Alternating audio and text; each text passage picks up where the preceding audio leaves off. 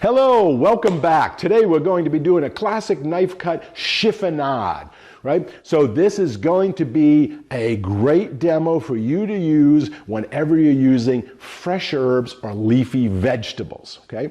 So today I'm going to be using basil, right? So learning to chiffonade these delicate herbs like basil, or this could be done with mint. It's a great way because if you just ripped them or chopped them, you could bruise them easily. But chiffonading them, slicing them very thin, is a very sophisticated cut that is very easy to do. So the first thing we need to do, right, is we're going to pick the basil and wash it. But let me give you a little refresher here first. If you don't know, or as mentioned, chiffonade is a culinary term for thinly sliced leafy vegetables and herbs. It literally means made of rags in French. Okay? So we don't want strips. We're not cutting strips here. We're cutting it very fine. My interpretation, especially with herbs, is almost like thread, since it's made of rags. I want it to be like, there's a thread hanging off. So I'm going to cut it very, very small. And again, if I tried to do this without a very sharp knife, right, it would bruise it, and over time, the herb would turn black. But because we're using a knife and we're using those really precision cuts, it's going to maintain that beautiful green color. So the first thing we have to do is we need to wash and dry your herbs. And then, we pick off a few of the leaves and we stack them. Now, did you see my voice suddenly got interesting? Right, because I'm telling them up in the instructions here. Okay, so we don't want the stems, right? And we don't want to just rip the leaves off either. So the easiest way to use is to use kitchen shears or scissors, right, and cut the leaves off. So this one, it's kind of getting really crazy. I've been watering it a lot. So I have some coming off to the side here. So those would be my natural ones to cut off first. So we're just going to make a little trim right here.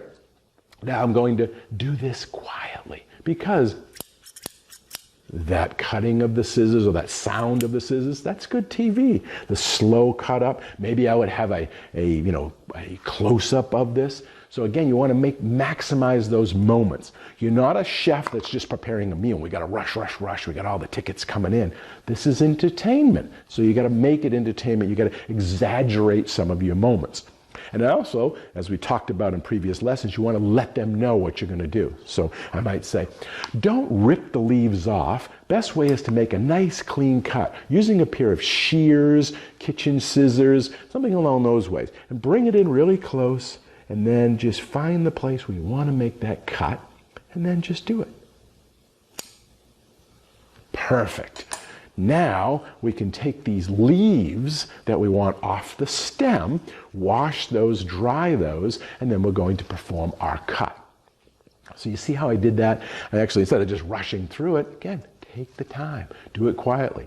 Because cutting off, again, those leaves, the sound of the scissors, good visual, what we would call good TV. Okay?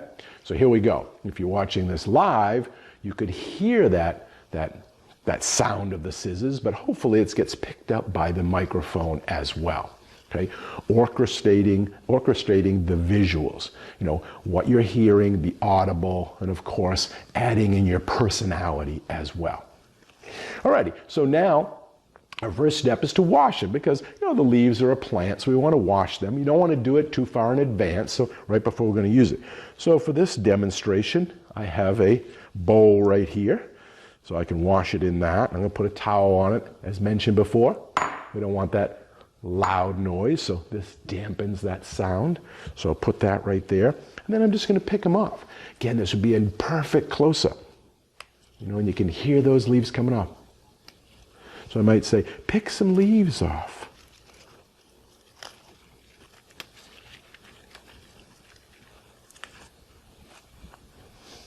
Okay, so I have my leaves off here. Now I'm going to put them in this bowl of water, just to wash them up. And then we're going to need to dry them. So you want to have maybe paper towel. That's probably the best way to do that. Just kind of blot them dry as they come out. So there's two pieces here. So I've got it here. And I know these are clean, but I don't even see any dirt in the water, but this is something you want to do.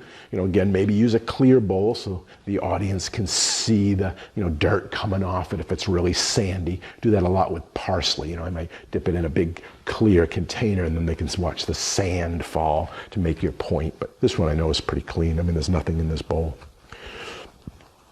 Okay, so we blot it dry. Blot it dry. There we go. We'll put this on the cutting board. It's all nice and dry. Get that out of our way. Okay, I'm going to move this back.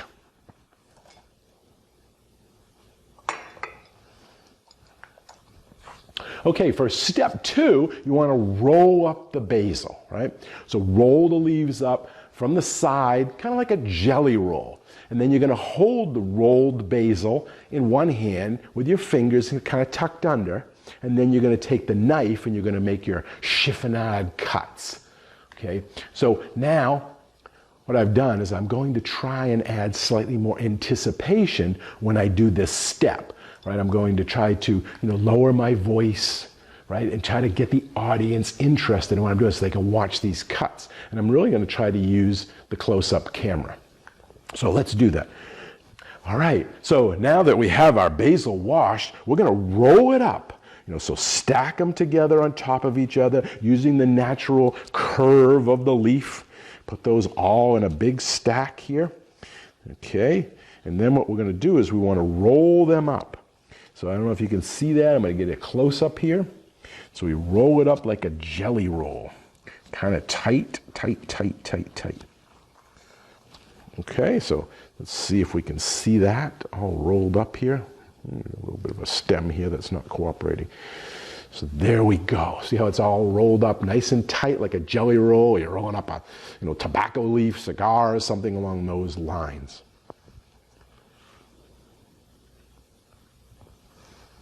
Okay, and then what we're going to do is we're going to position our knife blade, right? Got our nice knife blade here, up against our curled fingers. And this is called the classic claw, right? That's taught in all culinary schools, culinary students on the job. It assures that you won't cut off your fingertips by keeping them tucked up out of the way of the blade.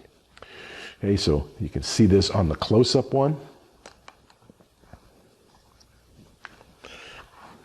So I put my blade up against here, and now I can't cut my fingertip, right? But if my fingertips are out like this, they can get cut, or my thumb tip, and this happens sometimes. So what you want to do, again, keep that nice and rolled up, and then against these knuckles, tips are tucked in. So you can see over here, I can't get those tips cut. Now, I'm going to pause because, again, in terms of demonstration, this is a moment. This is something that you want to build up to, that anticipation I just spoke about, and enjoy the moment because it makes you sound like you're in charge, right? You're controlling the situation, the demonstration. So now I'm going to make my voice go a little bit quieter, a little bit more intriguing as I slowly make that first cut. Just going to slowly slice through the rolled up leafy herbs. Now, we're not cutting into strips, more like fine threads, right? Because that's the true chiffonade, which when it comes to this delicate herbs, these fine threads make for a much more appealing garnish, in my opinion. So let's do this. This is, my information chatty voice right now, but I'm slowly bringing it down. I'm bringing the voice down. I'm getting that anticipation. Everyone's like, when's he gonna cut it? When's he gonna cut it? So I'd start slicing. I'd rest the knife against my flat part of my knuckles, and I thinly slice the basil while walking my fingers backwards. Okay? So here we go. You can see me saying that. Notice how I got the attention. Listen to the way I'm using my voice, right? I'm gonna be holding the basil with my left hand, slicing it ever so thin with my right hand. Okay, we have the basil rolled up nice and tight. So we're going to take our fingers and we're going to keep those up tucked in really tight here. And then we're going to put our knife up against our knuckle. All right, and then we're going to take our knife and very slowly Slowly, I'm going to cut through that basil. See, here's my pause. I'm getting that anticipation. Like, is he going to cut it? Is he going to cut it? And I make that first cut.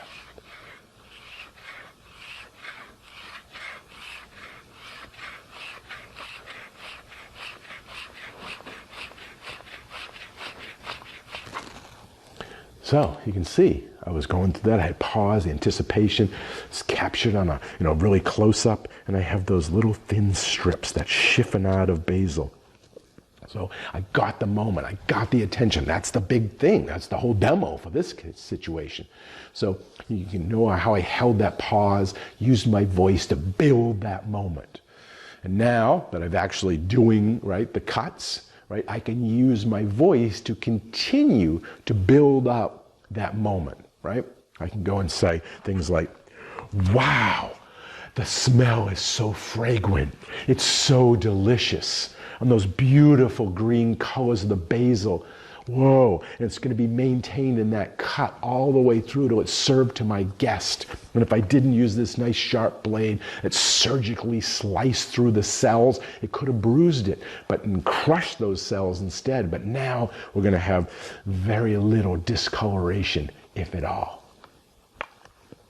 So then, once we have that cut, we're going to be, maybe you want to talk about, proper knife handling while you're doing it. You could add in other objectives to say. So you could say, okay, now when you're doing this, because the initial excitement, the anticipation is over, I've made the cut. So now I could maybe talk about proper hand cutting if I want. But if I was going to be doing a dish with this basil, I might want to move on and not, bog it down. But if I have more time, I'd say, now remember, when you're doing it, keep your tip of your knife on the board. It's grounded. You're not lifting it up. You're keeping this part down, and then you're doing a rocking motion, using the round of the bottom of the knife. Right? And you're going to just do that rocking motion, keeping the tip grounded to the cutting board. So you can see as I roll this up, my tip does not leave the cutting board, and the knife flat of the blade rests up against my knuckles. So there's no way I can cut my fingers, and I just keep rocking and moving this along. So you could add in other things if you want. Again, this comes to that pre-planning. What is your objectives? How much time do you have? Who's your audience, right? And where do you want to build those moments, in there? That, that pinnacle, the cut, and then you're going to go into the reveal, right? So the cutting of chiffonade now is complete. We would want to make our voice sound intriguing, anticipatory, excited. And now it's cut. And then I would lay the knife down, pick up some of that cut basil. And of course, I would want to make, that reveal into a moment. So as part of my pre-planning, I would have been thinking about the colors, So you see I used a red cutting board. Could have used a white cutting board. It would have really shown or emphasized that green. But I knew I had a white plate for later on. So this is again part of that pre-planning. So I didn't want to have the white cutting board with this. I wanted to use contrasting colors. I have my blue jacket on. I have some fruit and vegetables in the back and some flowers. And I knew this basil was going to add to my set. So I have all my colors, kind of thought it through a little bit. And then for the reveal, the chiffonade part of it. So I'm going to use this, and I might take it and sprinkle it, this thin precision cuts, emphasizing the colors and the thin. And I would make my voice sound really, enticing, almost excited, because this is my reveal. So now I would slowly let the chiffonade fall onto the plate, getting in a close-up, if possible. If not, hold it up to the camera, and then you can lift the plate up and say, now that is how you chiffonade fresh basil. So here I would go, hold it up to the close and say, now this, look at those thin cuts and that beautiful green color. Oh, doesn't that look great? And if you could only smell this, it is wonderful. And that is how you cut chiffonade of basil.